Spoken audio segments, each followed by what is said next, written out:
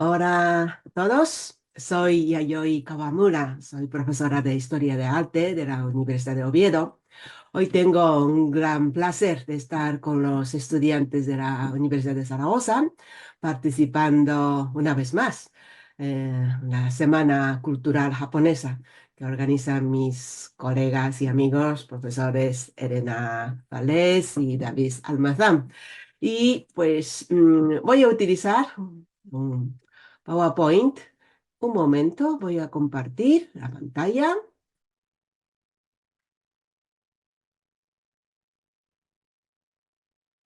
ahora mismo. Ya lo tenemos. ¿Mm? Ya tenemos la pantalla. Bien, hoy voy a hablar de la Laka Namba. ¿Mm? Es un arte japonés, he titulado como subtítulo Arte japonés que viaja. Esto de que viaja tiene mucha importancia, pues hoy, con lo que voy a hablar. ¿De acuerdo? Cuando viajamos nosotros, pues efectivamente tenemos muchas ganas de viajar. Además, ya estamos en época de verano, ¿no? Con un descanso. Tomamos el tren, pues autobús, o avión o barco. Queremos ir a distintos lugares que no conocemos, ¿verdad? Y vamos a, pues, ir sitios realmente desconocidos. ¿Y qué sucede cuando viajamos? Vamos a ser recibidos por la gente o por el pueblo que no conocíamos hasta ahora, ¿verdad? Intentamos a mantener diálogos, ¿verdad? Con ellos, saboreando el idioma de ellos. O, bueno, a lo mejor dominamos, el otro idioma, ¿no? Y así, pues dentro de unos días vamos a ir adaptándonos en la cultura, en la costumbre, de ese lugar, ¿verdad? Y si nos gusta ese lugar, a lo mejor decidimos quedarnos ahí. Bien. Entonces, si estamos más tiempo ahí, vamos a ser, pues, adoptados a lo mejor por ellos, ¿verdad? Bien, este es un proceso, que sucede cuando viajamos, ¿verdad? Bien, entonces, el Alaka Urushi de estilo Namban, que es el que realmente viajó, ya hace 4 siglos estamos hablando, también sucedió todo esto que acabo de decir. Es un arte elaborado en Japón entre 1580 y 1630, más o menos. Tiene una serie de objetos, como estamos viendo aquí. Si se da cuenta, estos objetos no es nada extraños, ¿verdad? Para nosotros. Es de la cultura, diríamos, europea, cristiana, ¿verdad? Bueno, de esto vamos a hablar. Bien, pero antes de hablar de la laca urushi de estilo Namban, vamos a hablar qué es la laca japonesa urushi, para entender. Bien, algunos de ustedes a lo mejor han leído alguna conferencia mía, perdón, escuchado alguna conferencia mía antes, pero bueno, voy a comentar brevemente qué es la laca japonesa urushi. Y también hablaré del contexto histórico, de las relaciones entre Europa y Asia, o pues España y Japón, más concreto, ¿no? ¿Mm? Y a continuación entraremos ya de lleno en el tema, la laca Namban, arte japonés de viaja, no, que viaja, perdón. Bien, ¿qué es la laca japonesa urushi? Aquí he traído algunas piezas más representativas de este arte. ¿Mm? ¿Cuál es la característica de este arte? ¿Será este brillo, acogedor que tienen estos objetos? Son objetos hechos de madera. ¿M? Y estas piezas de madera están tratadas con varias capas de una resina vegetal que se llama urushi, varias capas. Y es la que da, esas capas son las que dan ese brillo, muy acogedor, muy amable. Además, textura final, aunque no podemos tocar, es una pena, ¿no? Es una imagen, es una textura amable, es que apetece acariciar. Ujú. Estas piezas primero se dan muchas capas de color negro o rojo, luego encima están tratados con oro, con el dorado, como, o algún trozos de nácar, como estamos viendo. ¿Verdad? La esencia de este arte es este líquido que está un poquito refinado, parece como un caramelo, ¿no? Es una resina muy pastoso, muy pegajoso, ¿eh? Bastante difícil de manejar, ¿eh? No nos olvidemos, ¿vale? Está refinando, pero sale de este árbol, este árbol que se llama urushi, como he dicho antes. Bien, recogida de la resina del árbol urushi es muy antiguo. Ya en la época Nara, que estamos hablando del siglo VII, VIII, ¿vale? Em, eh, ya hay registro de entrega de esta resina de árbol de urushi como impuesto a la corte. Por tanto, la historia de la laca japonesa es muy antigua. Realmente eh, tiene como 9.000 años de historia, según los estudios arqueológicos. Bien, pues de ese árbol sale este líquido, como vemos aquí en la parte derecha. Bien. Este líquido, después de un proceso de refinamiento, podemos tener básicamente dos colores. El negro, que se usa muchísimo, mezclando con el óxido de hierro, que hace una reacción química, y ahora se está filtrando en esta imagen, ¿no? Después de mezclar óxido de hierro. Y la parte de izquierda, tenemos la laca urushi roja. En este caso se ha mezclado con el cinabrio, o sea, mercurio, o óxido de hierro. ¿Sí? Con estos elementos químicos, bueno, tras una reacción química, sale una laca urushi. Son dos colores muy estables, ¿de acuerdo?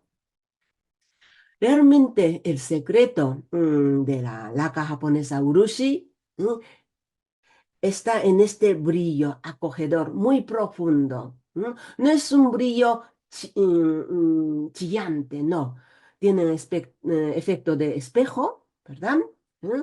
Para hacer fotografías de objetos lacados es muy complejo, ya que empieza a aparecer una ventana de atrás o muchos objetos que están alrededor. Es bastante complejo porque es un espejo. Tiene este brillo, ¿verdad? Negro o rojo. Tenemos aquí. Bien, como he comentado antes sobre el base de madera, en este caso un cuenco, o forma de bol, ¿no? Se dan muchas capas.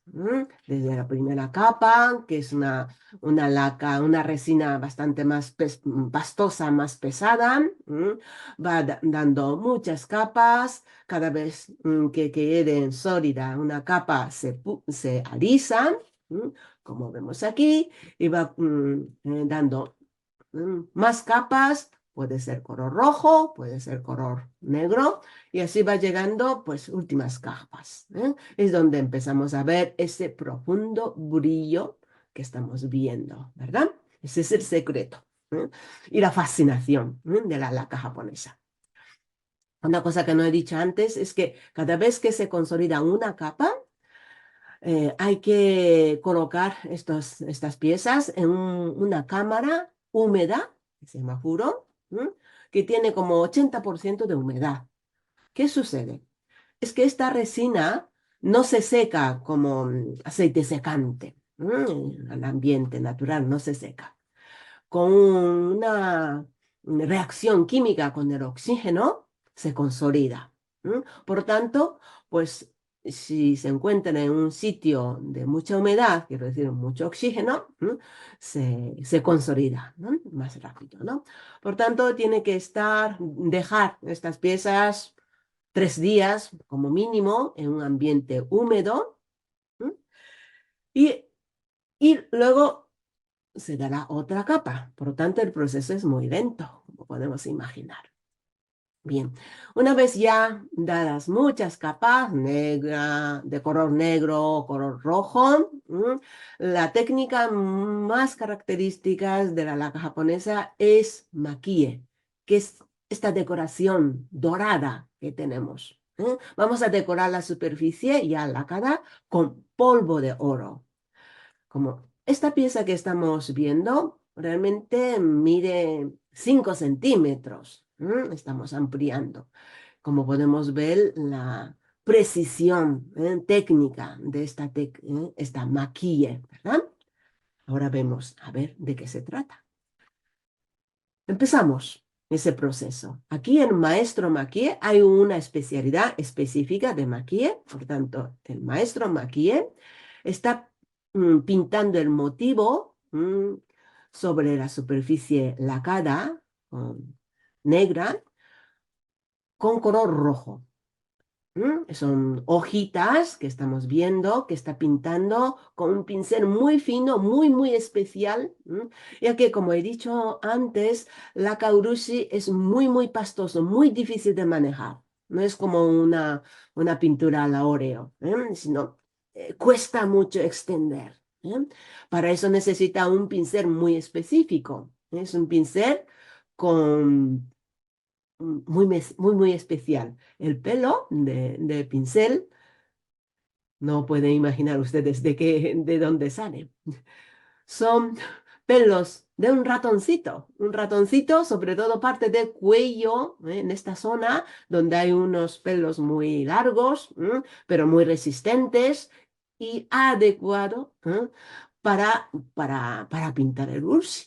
Bien, por tanto, detrás del proceso de la caja japonesa urushi hay una serie de artesanías incluso, ¿no? De estas herramientas. También hay que tener en cuenta eso, ¿no? Bien, entonces maestro de maquille está pintando el motivo que se convertirá en dorado, ¿eh? Ahora, como estamos viendo, está espolvoreando. De ese pequeño tubito va saliendo, como vemos, pequeñas partículas de oro que va cayendo encima de estos dibujos rojos. Urushi es muy adhesivo. Por tanto, el oro queda adherida sobre esos motivos. Luego, el oro sobrante se elimina y ya tenemos estos motivos. Como ves, como vemos, ¿verdad?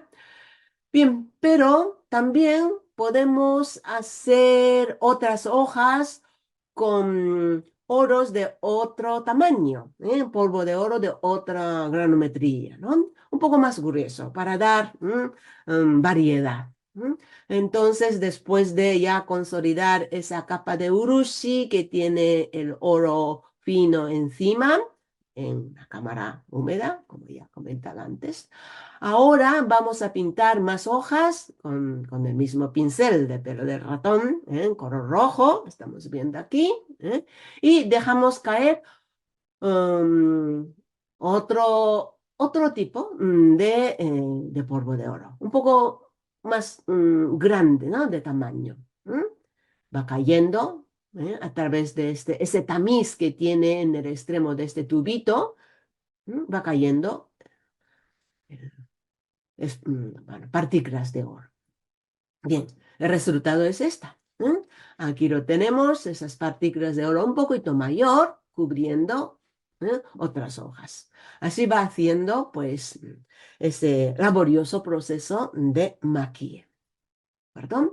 Y otra técnica también que se usa mucho en la laca japonesa es incrustar nácar, que se llama raden. La parte de izquierda está combinada con el oro, espolvoreado de oro, que se llama maquille, ¿verdad? Con nácar. Esa técnica se llama raden. O esta bandeja está enteramente decorada con nácar, incrustación de nácar.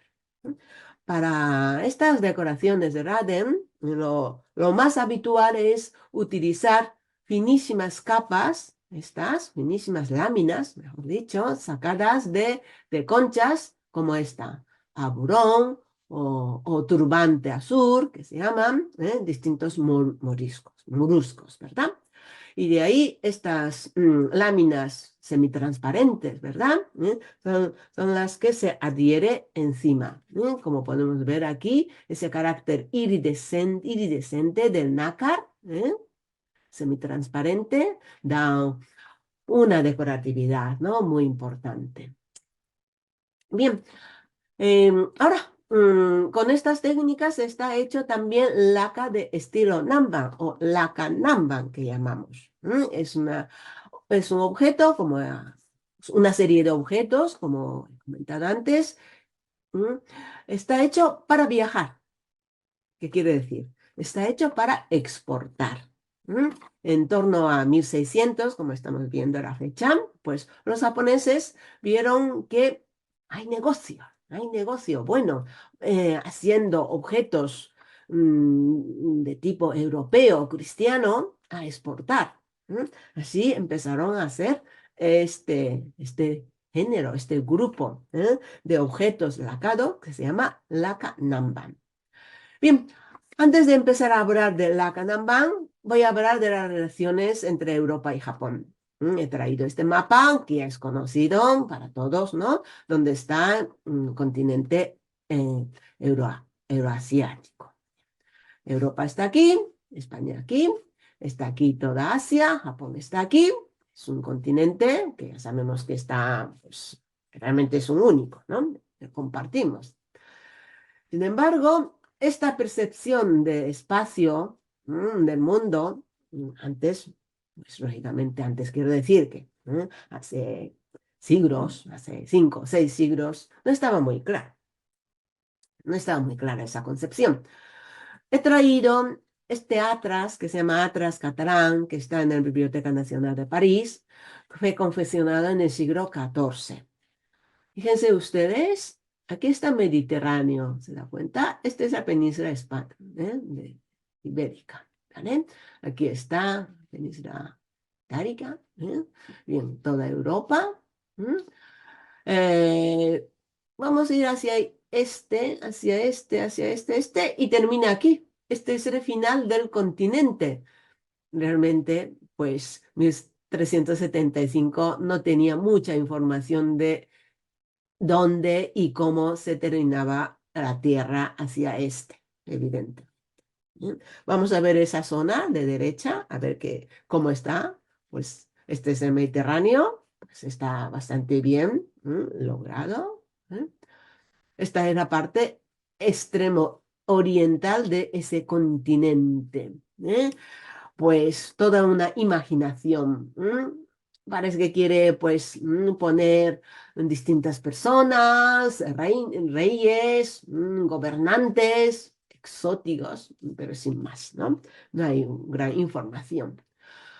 Otra mapa que se llama Carta de Módena, ya de un siglo después, estamos hablando ya del siglo XV, época del Renacimiento ya, ¿verdad? Bien, aquí tenemos una concepción del mundo, sobre todo continente euroasiático, así. Europa y Mediterráneo, por supuesto, es el centro, está bien concebido, pero una vez más, donde termina este continente euroasiático es muy, muy ambiguo, muy difuso. ¿Ya? Pero ¿qué sucede? En la Asia y Europa, desde la época romana, tenía una relación, que es la conocida ruta que se llama la Ruta de la Seda. Desde China había un camino atravesando todo el continente y ese camino llegaba hasta el Mediterráneo, como podemos ver aquí. ¿Vale?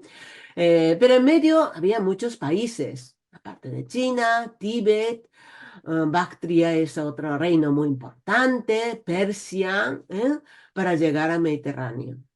A través de esta larga ruta, efectivamente, la seda, ese textil tan bonito, ¿no? Del, de- del tacto tan bonito, pues llegaba a Europa.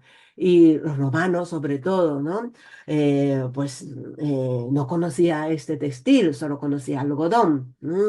Y, y pues realmente la seda hacía furor en Roma. Incluso el senador romano tuvo que prohibir el uso de seda muchas veces porque era una de las causas importantes de fuga de dinero hacia no sé dónde, porque no sabía dónde terminaba esta ruta, ¿no?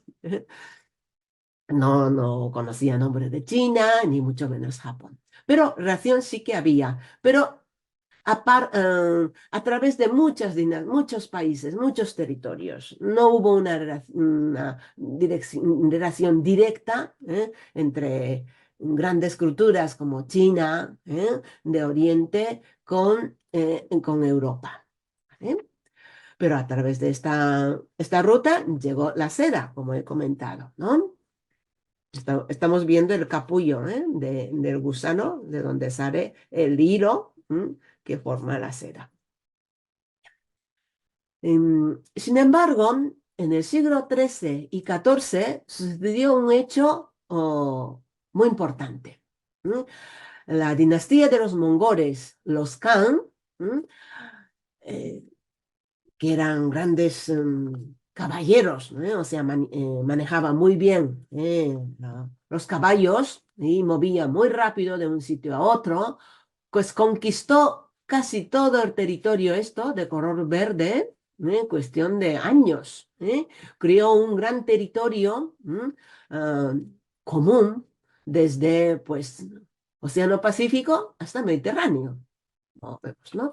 O sea, ahora ya no hay compartimentación en distintos reinos para comunicar con el Asia y Europa. Efectivamente, esta situación fue aprovechada por Marco Polo, ese veneciano, hijo de Nicolò y Maffeo, que estuvo primera vez sin Marco en Pekín, en el Palacio de los Khans, y luego vuelve a Venecia y luego otra vez sale de viaje con su hijo Marco y quedaron 16 años ahí. ¿Sí? Y el Marco Polo se convirtió casi como un consejero o un funcionario de la dinastía de los Khan, ¿no? Ese momento Marco Polo habla de Japón. Nunca estuvo, No, no fue hasta Japón. Y habla de Japón como tierra donde hay mucho oro. Es una información un poco extraña. En Japón no es un país que tenga muchas minas de oro. Pero ese oro que refiere Marco Polo es casi seguro eh, que, que estaba hablando de referencia, por supuesto, de grandes altares hechos con la laca urushi y con polvo de oro, o sea, makie, que hemos comentado antes, ¿no? Bien, esta época, lógicamente, la ruta es terrestre, distintos caravansares a lo largo del camino, yendo de esta manera, ¿no? Y por esta ruta, aparte de la seda, la porcelana china también viajaba, como estamos viendo. Es el porcelana china del siglo XIV. ¿M? Y aquí está pintada, ¿no? Esa porcelana, varias piezas de porcelana china en una pintura hecha en Samarcanda en el siglo XV. Por tanto, esas son las nociones que nociones artísticas, que llegaba a Europa a través de este camino. Y para eso el punto fundamental o la ciudad fundamental era esta ciudad, la Constantinopla. Ahí hacía grandes negocios para el mercancía, ¿no? De Oriente, Occidente, Asia y Europa. Y ahí, pues, los venecianos o también genoveses, tenían grandes poderes, ¿no? Pero Constantinopla cae en mano de los turcos otomanes en 1453 y queda totalmente bloqueado el camino hacia Asia. Las mercancías que podía traer de Asia a Europa, pues ahora está bloqueado. ¿eh? ¿Qué sucede? Ese momento es en la época de los países que tienen vocación marítima, quiere decir Portugal y España. ¿Mm? Portugal descubre la ruta de dar vuelta a Cabo de la Buena Esperanza y llega a la Asia.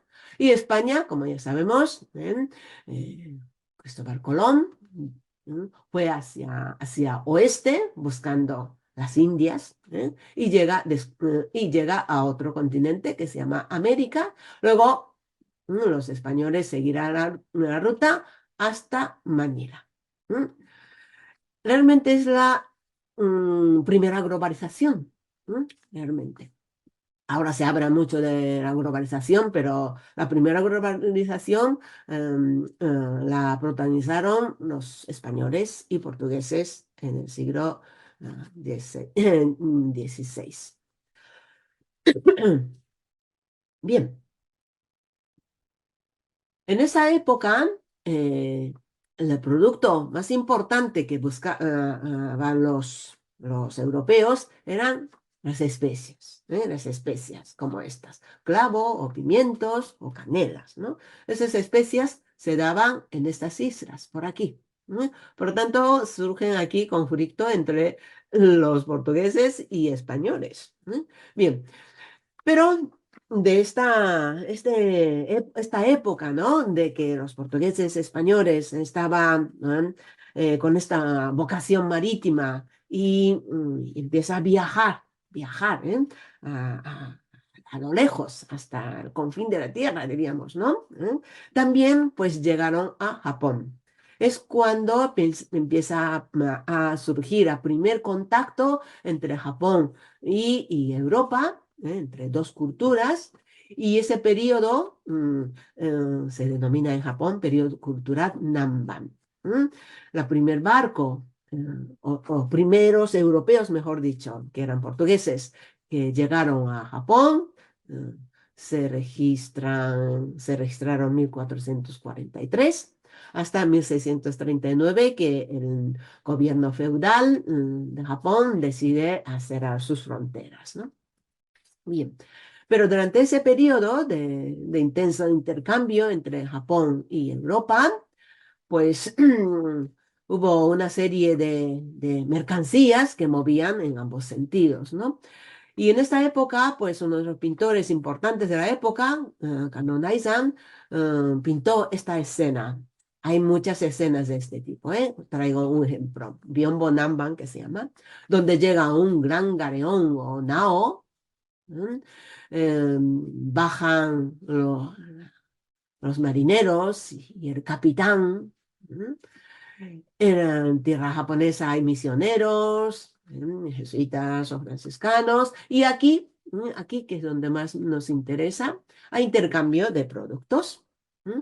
También aquí en la tierra hay productos japoneses, textiles, cerámicas o porcelanas que los japoneses quieren vender, o en la muelle, diríamos, ¿no? Encontramos una serie de objetos de color negro decorado con oro. Indudablemente es la kaurushi decorado con la técnica maquille. ¿Mm? Es evidente que la kaurushi era uno de los objetos de comercio en esta época.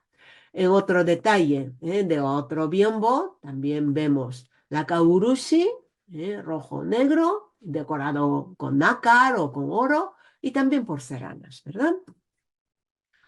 Y en esta época, uno de los jesuitas que llegó a Japón dejó escrito un texto muy interesante que se llamaba Joan Rodríguez Suzu. Suzu significa traductor. ¿eh? Dice, está escrito en portugués, voy a decirlo traduciendo en castellano, tiene un arte universal por todo el reino, que participa en pintura, que es arte de embarnizar, que acá llamamos urushar, de vocablo urushi, que es barniz de goma de ciertos árboles. Eso es lo que dice, pues, Joan Rodríguez, de modo muy, muy acertado. Ahora ya utiliza término urushi, ¿verdad? Y en esta época de relación, ¿no? Entre Europa, Portugal, España, sobre todo, y Japón, hubo un viaje de cuatro jóvenes cristianos japoneses mm, que fueron hasta España, incluso hasta Roma. ¿eh? Y visitaron a Felipe II, 1584. Es una legación organizada por los jesuitas, para mostrar, ¿no?, ante el rey de España y de Portugal y también el Papa, del éxito de su misión, diríamos, ¿no? Bien, estos cuatro jóvenes que aquí están retratados en un periódico alemán. Bien, cuando visitó a Felipe II reside en Madrid, ¿m? Y le da una serie de obsequios. Esta noticia está escrita por el jesuita Luis Preuss, ¿eh? Tratado de los embajadores japoneses, ¿vale?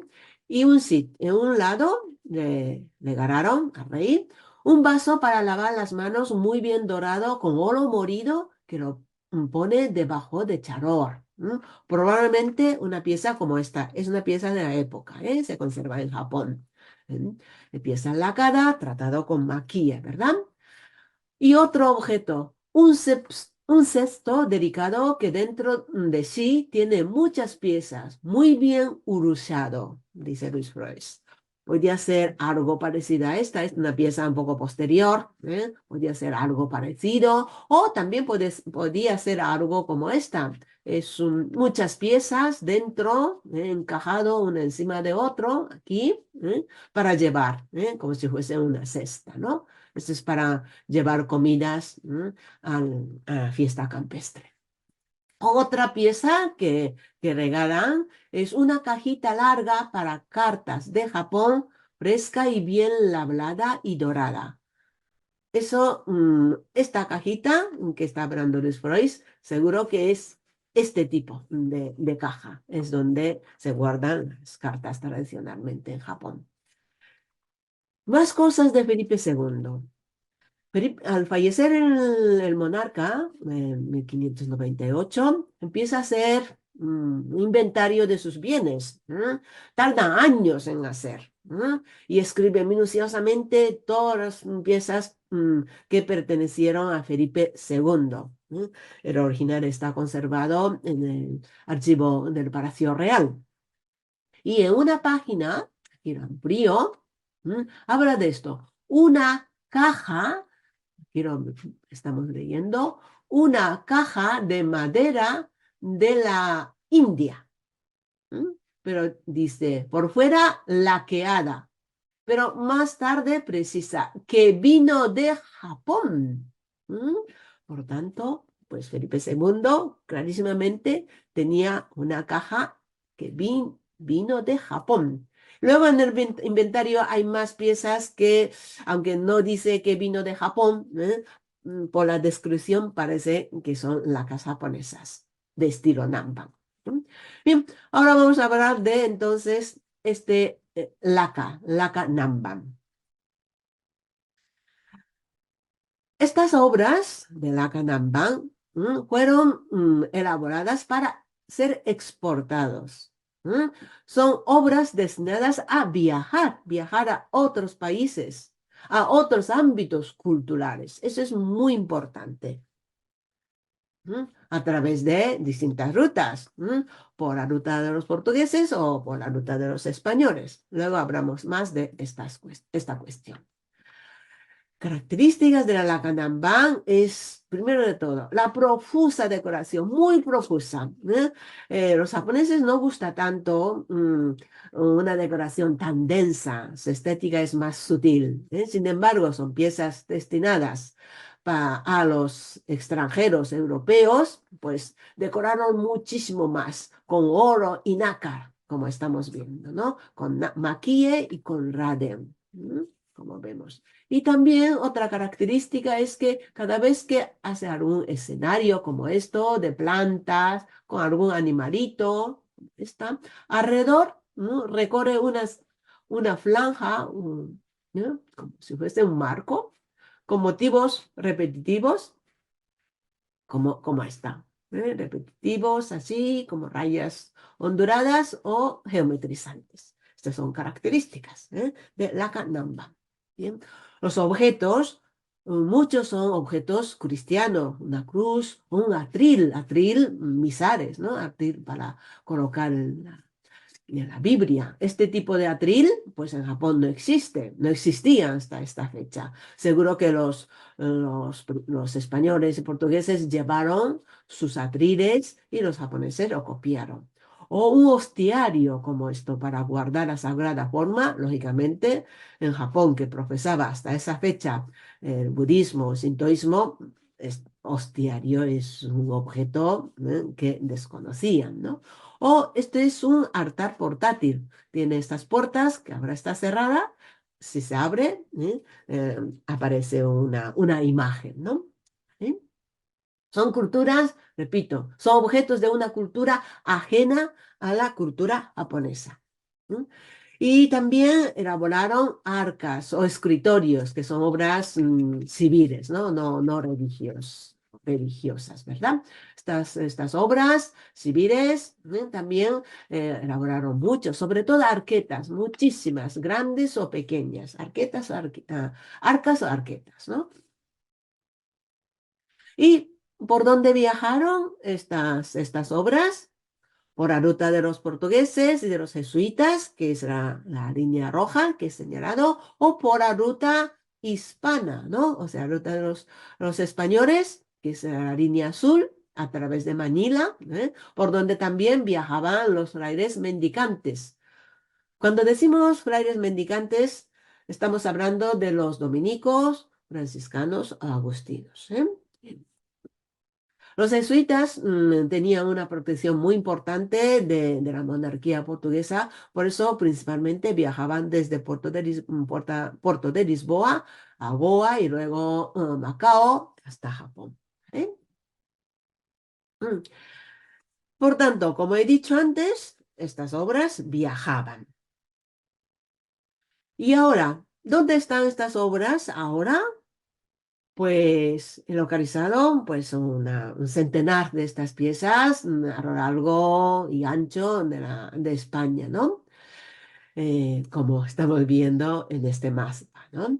Eh, en Asturias, donde estoy, también alguna obra, pues también Galicia, zona central, en Madrid, Valladolid, Segovia, Salamanca, o zona de Navarra, que hay muchas piezas, en Murcia, Granada, Sevilla, en la zona de Sevilla hay muchas, también hasta Canarias.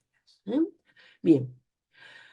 Una de las obras más conocidas y tal vez de mejor calidad se encuentra en el monasterio de las Descalzas Reales de Madrid.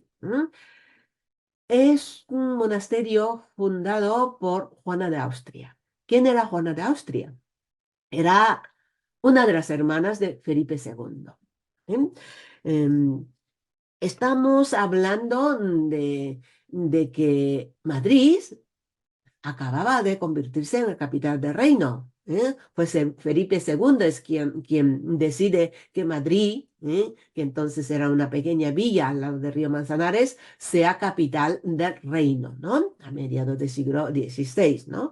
Y ese momento, pues apenas no había conventos, ¿no? Entonces, una hermana suya funda este monasterio. No nos olvidemos que presencia de los monasterios o conventos en una ciudad da un prestigio, crea prestigio a ese lugar, ¿no?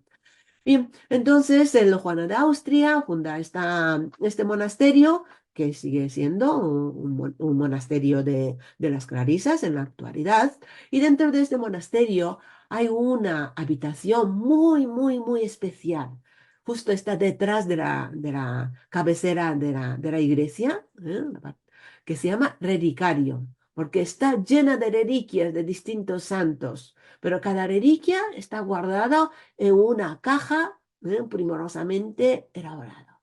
Está llena de estas reliquias y dedicarios. Y en un sitio de gran prestigio, o sea, primera línea, aquí tenemos una gran arca de Arca Namba. Dentro tenemos unos huesos del San Valerio. Es dedicario de San Valerio.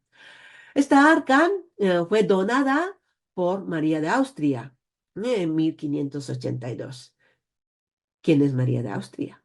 Otra hermana de Felipe II. Contrajo matrimonio con su primo Maximiano que fue emperador del Sacro Imperio Romano, por tanto ella es emperatriz, ¿no? Vivió muchos años en Viena, pero después de quedarse en viuda, pues vuelve a España efectivamente, y erige este monasterio fundada por su hermana como lugar de retiro, ¿no?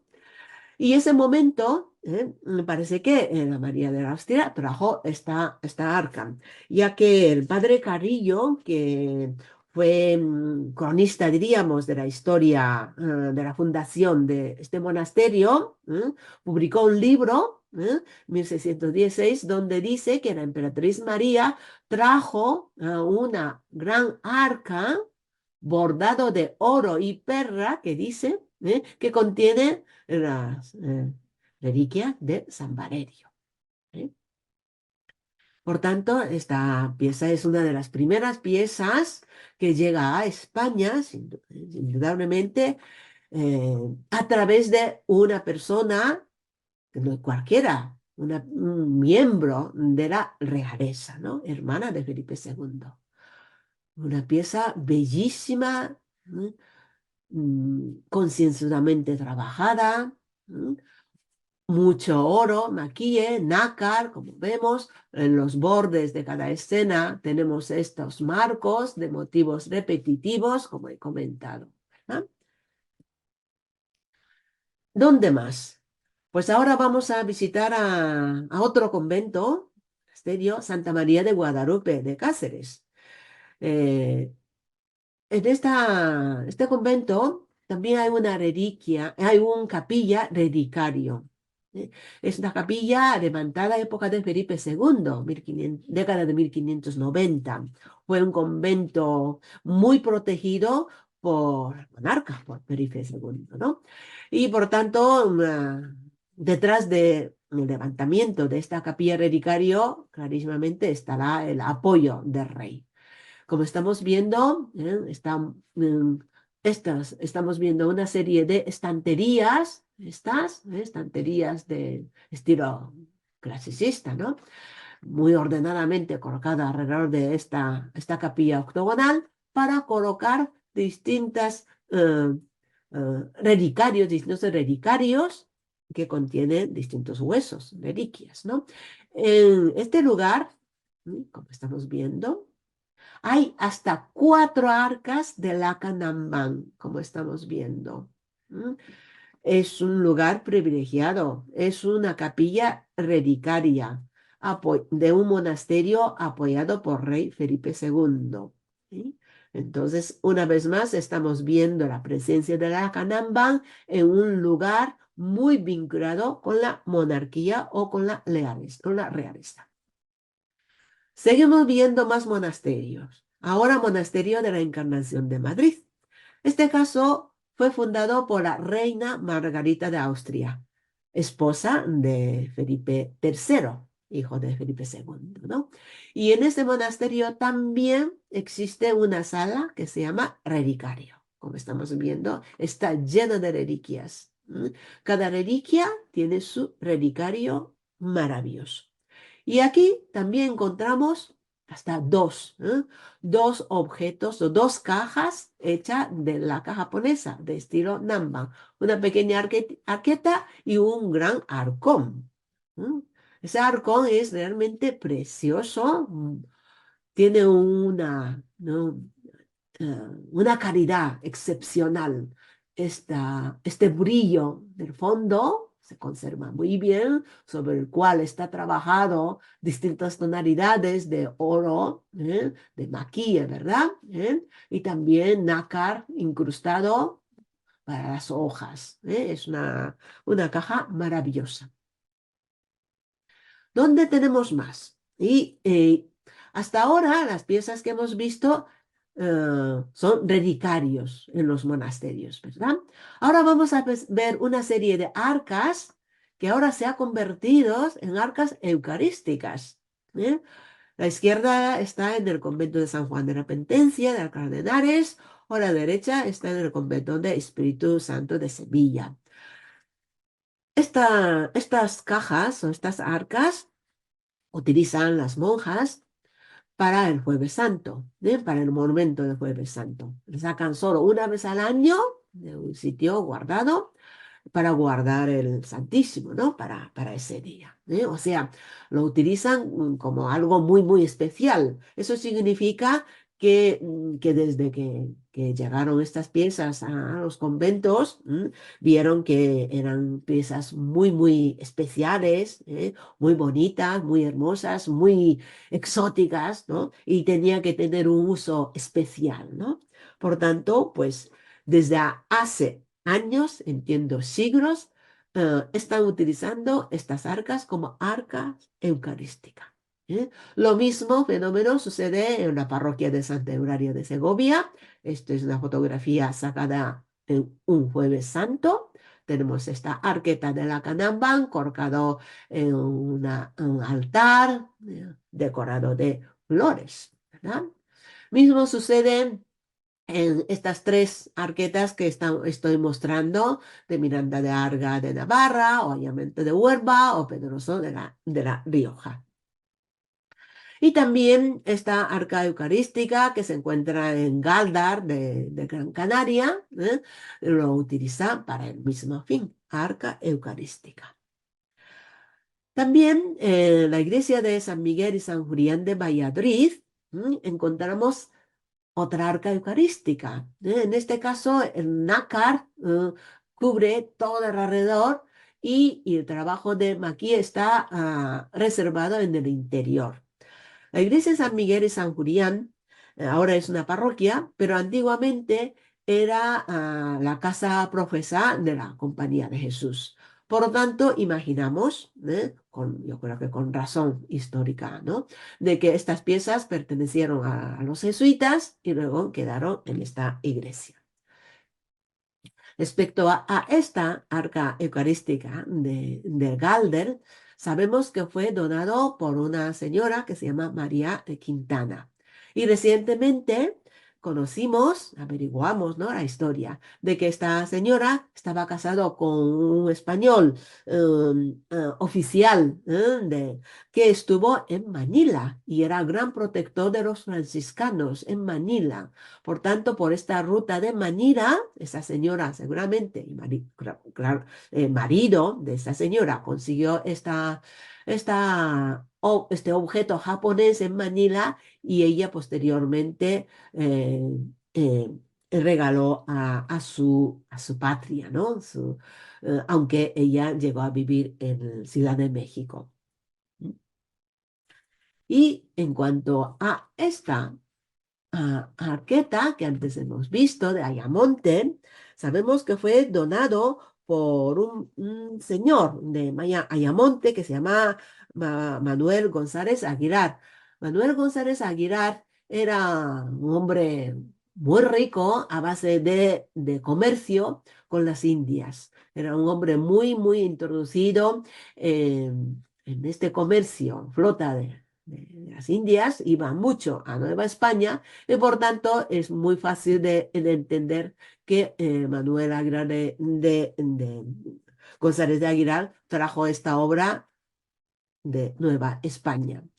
Lo dona a su parroquia natal, diciendo que era Baurito de China. Y respecto a esta pieza de Pedrosa, hasta poco no sabíamos nada, pero bueno, en un documento que se conserva en la parroquia, ahora sabemos que un hombre natural de Pedroso hizo una carrera militar y se convirtió en capitán, ¿no? Y siendo capitán, fue enviado a Manila, a Filipinas, a defender una de las islas donde había muchas especias. Se llamaba Lucas de Vergara Gaviria. Y estando en Filipinas, por sus hazañas, ¿no? Por sus éxitos militares, asciende de nivel. Y eh, y probablemente celebrando ese ascenso de su grado militar, envían desde Manila una serie de objetos de Asia exóticos a su pueblo natal. Uno de esas piezas es esta arqueta que utilizan en los Jueves Santos. También envió Lucas de Vergara y Gaviria muchos textiles chinos a su vez. Bien, por lo tanto, podemos decir que estas piezas de Lakanambang destinadas a viajar, no nos olvidemos, fueron apreciados, ¿no? en España por la realeza o la nobleza, y ellos entregaron estas piezas a los conventos o monasterios protegidos por ellos. ¿Mm? Y convertidos en relicarios o arca eucarística. Por otro lado, una serie de lo que llamamos los indianos, ¿no? Las personas enriquecidas a base de negocios, ¿no? O en la Nueva España, o incluso Nueva España o el Virreinato de Perú, ¿no?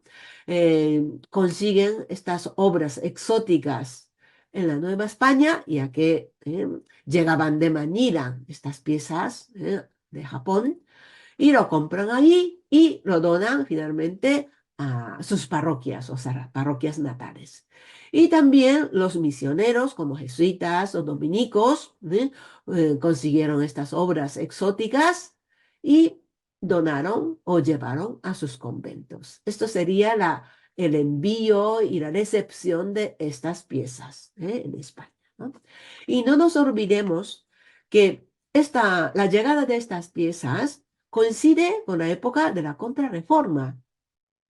Después del Concilio de Trento, la Iglesia romana eh, empieza a organizar una reforma, diríamos, ¿no? Que es conocido con el nombre de la Contrarreforma, donde da mucha importancia a los santos, ya que los luteranos niegan la presencia de los santos. Entonces, a través de la Contrarreforma, da mucha importancia a la presencia de los santos como intercesores, ¿no? Y entonces, el culto a los santos se hace a través de culto a sus reliquias, ¿no? Y por lo tanto, ahí hay una proliferación de relicarios. Por otro lado, la Contrarreforma da mucha importancia a la Sagrada Forma, ya que la presencia de Cristo en la Sagrada Forma no lo creen los luteranos, como bien sabemos, ¿no? Entonces, desde Roma da mucha importancia de esa presencia, esa Sagrada Forma, ¿no? Por tanto, Arca Eucarística se convierte un objeto de importancia. Por tanto, en ese momento de la Contrarreforma, hay que entender este contexto histórico, ¿no? Es cuando llegaron estos objetos primorosamente elaborados, exóticos, además de Japón a España.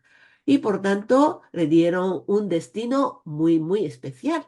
Son relicarios o arcas eucarísticas.